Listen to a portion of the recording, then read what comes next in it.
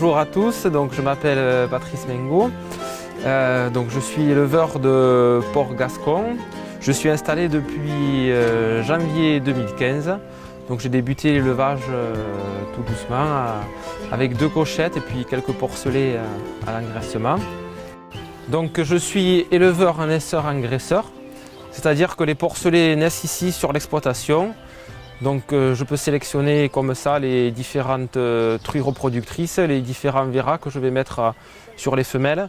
Ça me permet de suivre vraiment toute la chaîne de A à Z, de la naissance jusqu'au jour où je les amène à l'abattoir. C'est moi vraiment qui vais tout faire sur toute la chaîne, y compris la transformation en salaison. Donc c'est une petite exploitation, j'ai environ 13 hectares, donc ce qui est relativement faible comparé aux exploitations habituelles. Ici, les porcs sont en plein air, donc ils sont élevés dans des parcs clôturés avec des abris pour pouvoir s'abriter lors des intempéries et la chaleur, puisque les porcs gascons sont plus à l'aise, on va dire, dans le frais que sous les hautes températures du mois d'août. Ce sont des cochons de petits gabarits qui ne grandissent pas vite. C'est justement ça qui fait toute la saveur de la viande, puisque une durée d'élevage longue, les animaux qui ne sont pas poussés va donner une viande savoureuse, juteuse, qui va tenir à la cuisson. Ça ne va pas être de l'eau qui fond dans la poêle, quoi. On a vraiment une viande goûteuse qui peut surprendre le consommateur, justement parce qu'elle a du goût, elle est vraiment différente des porcs industriels qui malheureusement sont élevés sur caillebotis sans voir la lumière du jour, quoi. On parle beaucoup des poules pondeuses en batterie.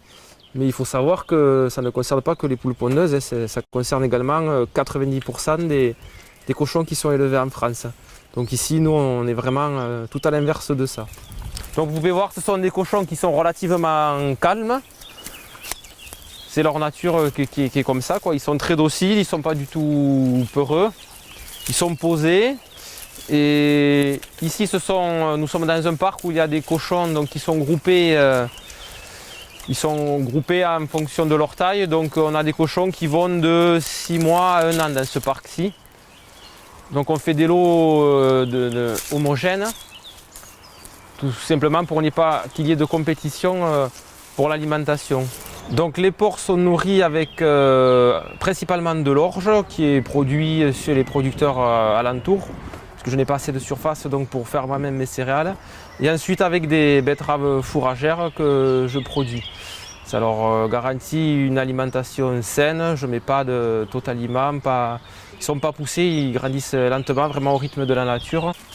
Donc là vous pouvez voir, ils n'ont pas non plus d'anneau nasal, donc ils peuvent fouiller librement le sol.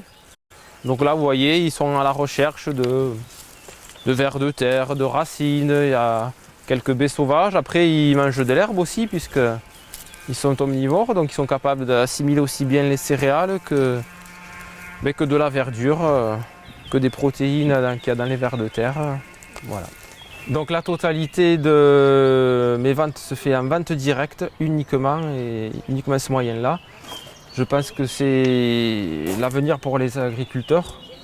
On a la grande distribution et tous ces intermédiaires qui prennent une marge importante en vendant un circuit court. Donc, on arrive à proposer un prix correct aux consommateurs et nous pouvoir se sortir un bon revenu. Donc vous trouverez sur la ferme un chalet magasin donc, que nous avons monté ce printemps 2017. Ici vous pourrez trouver donc, tout ce qui est charcuterie, salaison, puisque nous avons un séchoir automatique qui nous permet de faire donc, du sec toute l'année. Ensuite, nous avons donc les chambres froides qui nous permettent de conserver la viande fraîche. Donc il faut savoir que je travaille quasi exclusivement sur commande.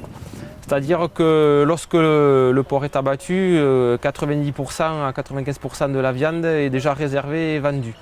Donc nous avons très peu de stock à la ferme justement pour éviter tout ce qui est gaspillage. Lors de mon installation en 2015, j'ai de suite voulu adhérer à la démarche proposée par le pays des Pyrénées-Qatar, notamment en participant aux manifestations qui y sont liées, par exemple la fête de la noisette, Mirepoix et le couvert, divers marchés nocturnes, divers marchés gourmands. J'ai également souhaité adhérer au livret des producteurs, donc prochaine édition qui sortira logiquement courant 2018, il y aura une page donc, sur la ferme des Bayards. Et également sur les panneaux signalétiques qu'on peut voir en bord de route, les panneaux colorés qui indiquent la présence des producteurs sur tout le territoire.